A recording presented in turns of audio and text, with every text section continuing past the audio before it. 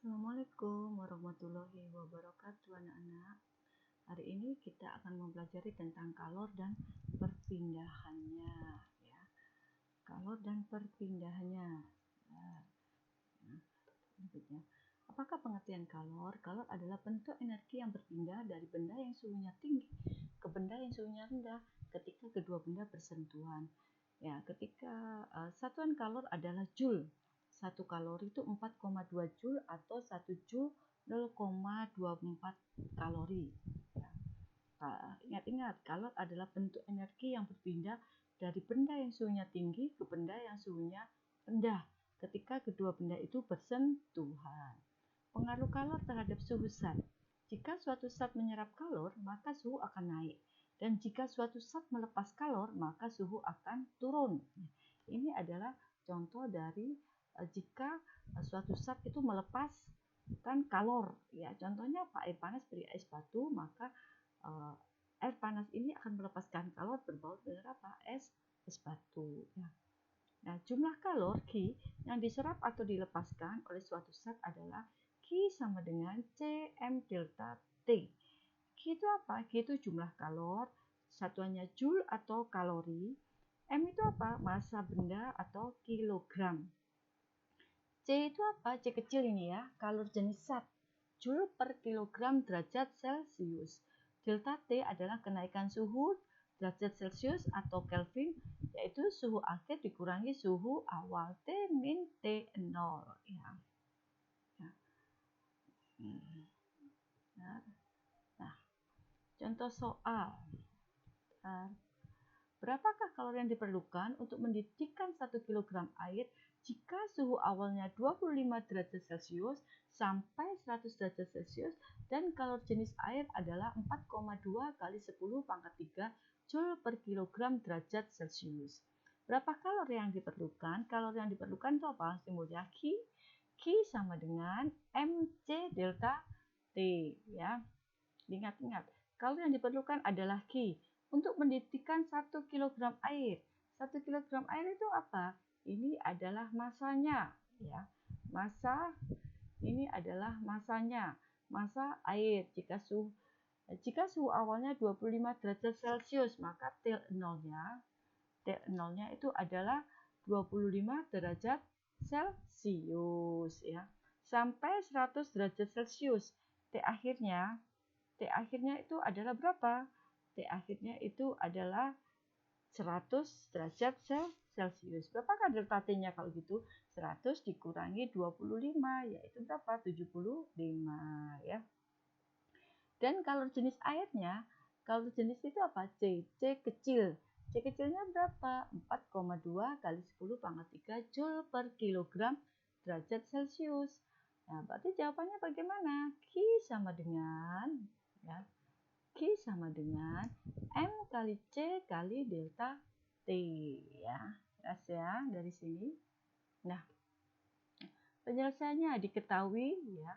M 1 kg, C-nya kalori jenis airnya 4,2 kali 10 pangkat 3 Joule per kilogram derajat Celcius. T0-nya, T awalnya 25 derajat Celcius ya. T akhirnya 100 derajat Celcius, maka delta T diketahui adalah T kurangi T0 sama dengan 100 kurangi 25, yaitu 75 derajat Celcius.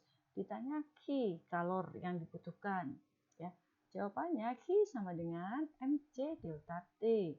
Nah, bisa kamu lihat ini hasilnya adalah 315 kilojoule ya. Jadi jumlah kalor yang diperlukan adalah 315 kilojoule. Kalor jenis adalah banyaknya kalor yang diperlukan. Apa yang dimaksud dengan kalor jenis? Kalor jenis adalah banyaknya kalor yang diperlukan untuk menaikkan suhu 1 kg zat sebesar 1 derajat Celcius atau 1 Kelvin. Persamaannya C sama dengan Q bagi M delta T. Ya. Ingat ya, Q sama dengan mc delta T. Kalau zatnya kan C, berarti C sama dengan Q per M delta T. Itu kalor jenis air. Kalau kapasitas kalor itu adalah C besar. Ya. Ingat, kalau C kecil itu adalah kalor jenis air. Kalau C besar itu adalah kapasitas kalor. Adalah kemampuan suatu zat menyerap kalor untuk menaikkan suhunya menjadi 1 derajat lebih tinggi. Persamaannya C sama dengan Q per delta T atau C sama dengan M kali C. Ya. Ingat ya, M dikalikan C. H itu adalah kapasitas kalor. Joule per derajat Celcius. Ya. Simbolnya kapasitas kalor itu adalah H. Ya. Nah, pengaruh kalor terhadap perubahan wujud. Ada padat, ada cair, ada gas. Padat ke gas itu disebut menyublim. Gas ke padat itu mengkristal, gas ke cair itu mengembun, cair ke gas itu menguap, padat ke cair itu mencair atau melebur, cair ke padat adalah membeku. Ya. Kalau perubahan wujud zat yang melepaskan kalor adalah, contohnya ini, air menjadi es batu, ini membeku. Ini adalah mengembun, ya. Ini adalah mengkristal, ya, kapur barus, ya. Perubahan wujud zat yang memerlukan kalor yaitu mencair atau melebur, menguap, dia membutuhkan kalor ya. Menyublim ya, jelas ya anak-anak ya. Nah, ini yang melepaskan kalor itu apa? Melepaskan kalor itu adalah membeku, mengembun dan mengkristal. Sedangkan yang memerlukan kalor adalah mencair ya. Menguap, butuh suhu tinggi, menyublim ya, yaitu kapur barus ya bisa. Kalor laten adalah kalor yang dilepaskan atau diserap pada saat perubahan wujud zat. Satuannya Joule per kilogram. Kalor laten terdiri atas dua, yaitu kalor lebur atau sama dengan kalor per beku. L sama dengan Q per M atau Q sama dengan M kali L. Jadi Q sama dengan M kali L. Nah, kalor lebur adalah kalor yang diperlukan oleh satu satuan massa zat padat untuk mencair atau melebur pada titik leburnya. Sedangkan titik lebur adalah suhu zat ketika melebur. Kalor beku adalah kalor yang diperlukan oleh satu satuan massa zat cair untuk membeku pada titik bekunya. Titik beku adalah suhu zat ketika membeku. Ya. Nah ini dilihat ini. A ke B ini adalah wujud es, ini suhunya. Suhu 0 derajat, ini 100 derajat waktu per menit. Ya. A ke B ya, A ke B ini adalah wujud es, ini berupa es batu kan 0. Berarti suhunya ke sini adalah min. Min ini dia berwujud apa? Es batu. Ya, es ya, wujud es. BC ini adalah dia sudah mencair. Ya. Dari min ke 0 ini adalah dia mencair, wujud es dan air, proses melebur ya. Coba dilihat ya. Aduh, stop dulu ya. Karena ya, ini adalah proses melebur. Titik lebur es sama dengan titik beku air sama dengan 0 derajat Celcius ya. Nah, kalor uap sama dengan kalor embun. U sama dengan Q per M atau Q sama dengan M kalikan U. Kalor uap adalah kalor yang diperlukan satu satuan massa zat cair untuk menguap pada titik didihnya. Titik didih adalah suatu zat ketika mendidih. Kalor embun adalah kalor yang diperlukan oleh satu satuan massa gas untuk mengembun pada titik embunnya. Titik embun adalah suhu zat ketika mengembun. Nah, sekarang dilihat. Ini, kalau ini tadi apa? Ini adalah tadi wujud es, ini dia mencair ya. Terus kemudian C ke D ini adalah wujud air atau uap, dia menguap. Suhunya dari 0 dia naik ke atas sampai 100 derajat Celcius, itu dia menguap. Titik uap air sama dengan titik embun uap sama dengan 100 derajat Celcius ya. Nah, sekarang kita lihat. Q total sama dengan Q1, rumusnya kan tadi apa? Kalor yang dibutuhkan adalah MC delta T. Massa kalor jenis air dikalikan delta T, suhu akhir dikurangi suhu awal. Terus kemudian dia di sini mengalami proses lebur, ada kalor lebur dan titik lebur ya. Titik leburnya itu berapa? 0 kan ya. Q2 sama dengan M kalikan kalor leburnya, ml.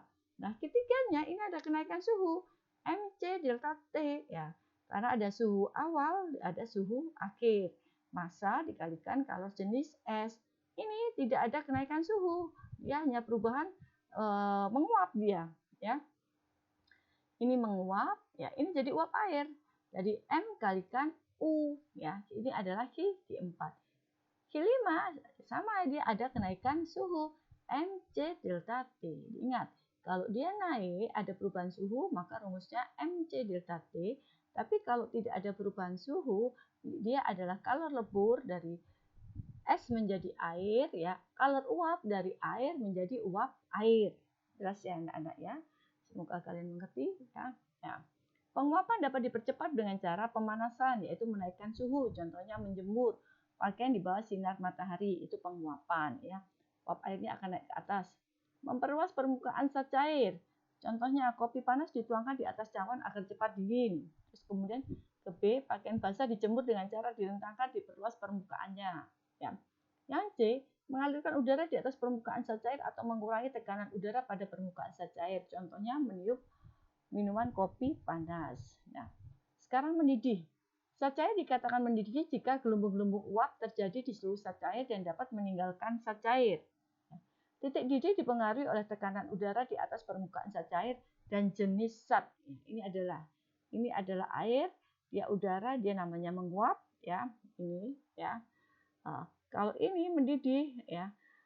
Zat cair akan mendidih jika gelembung-gelembung uap terjadi di seluruh zat cair. Ini ada gelembung-gelembungnya dan dapat meninggalkan zat cair. Nah, ini dia meninggalkan zat cair di udara ya. Jelas ya anak-anak?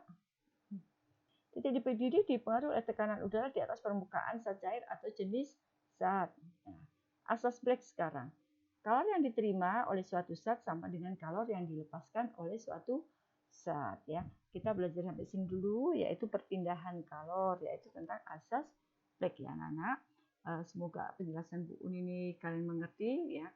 Nanti kalau kurang jelas bisa kalian lihat lagi di YouTube ya, di saluran YouTube ya, YouTube-nya kalian buka kembali. Nah, mari kita berarti kuisis sekarang ya anak-anak ya. Bu Uni akhiri. Assalamualaikum warahmatullahi wabarakatuh.